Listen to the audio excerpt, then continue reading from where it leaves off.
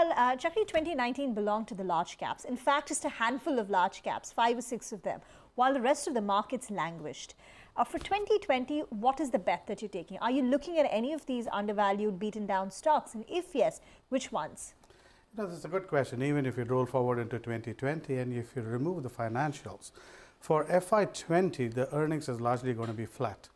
So against this backdrop is not just the large cap which has done well, but within the large cap it's the financials stocks which have done well, and that's largely because of a normalization of earnings that has been happening within the banks. So against the banks and financial services, when I mean including NBFCs. So against this backdrop, companies, whether it's cement or metals or autos, had a bad last year. So going into the next financial year, these are the sectors could see some amount of revival in earnings. So cement and autos would see a revival, and therefore these are stocks you should look at. Which ones in them?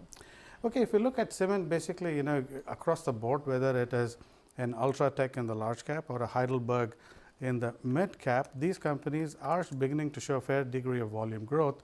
So against this backdrop, yes, pricing power has not come back, but the volumes are sufficient to carry through the earnings.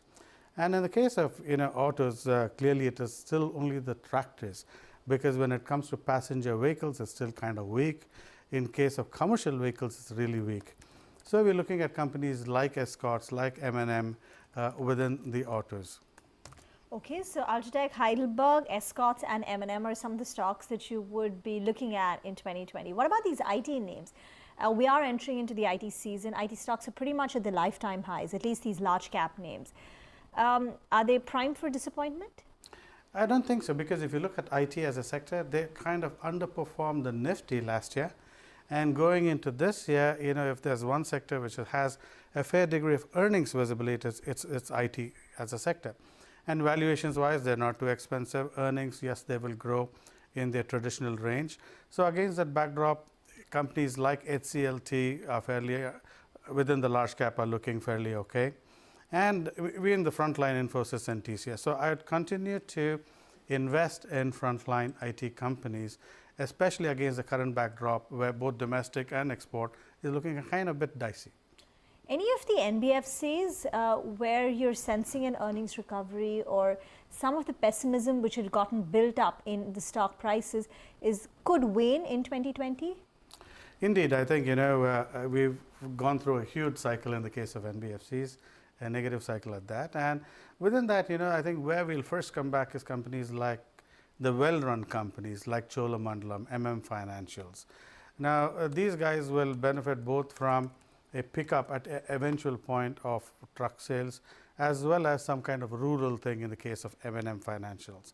So, and against this backdrop, the valuations is not the question. It's more a demand recovery, which is not likely to happen in the next 1 or 2 quarters. But I think the markets being forward-looking, it's time to start accumulating these stocks. So your top-down approach for the markets would be betting on stocks where the earnings growth has been poor in 2019, but you are sensing that at some point in 2020 we will see the earnings bottoming out and there being a pickup? Yes, if you look at a couple of things, both in terms of the economy itself, is probably the weakest that has been in the last 10 odd years from 2008-9. So against that backdrop, but the world is in a far better shape than it was in 2008-9. India is in a far better shape than it was in 2008-9. So that way, both corporates as well as consumers are kind of at their trough. So against that backdrop, markets being forward-looking, I think it's time, and the markets in terms of valuation-wise are not expensive. It's just that the lack of earnings is what is holding the market back. So yes, we would start nibbling at, continue to have financials, but also look at some of the beaten down sectors like cement, like autos of last year going to next year. Any other hidden gems, as we call it, any other sectors which you would look at in 2020, and what would be the thesis behind it? Yeah, if the one sector which we've done well and I think will continue to do well is chemicals.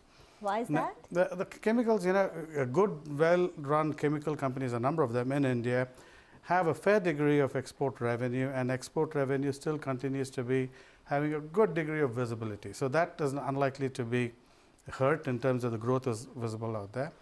And in terms of, they also are somehow correlated, quite kind of directly correlated with oil derivative prices.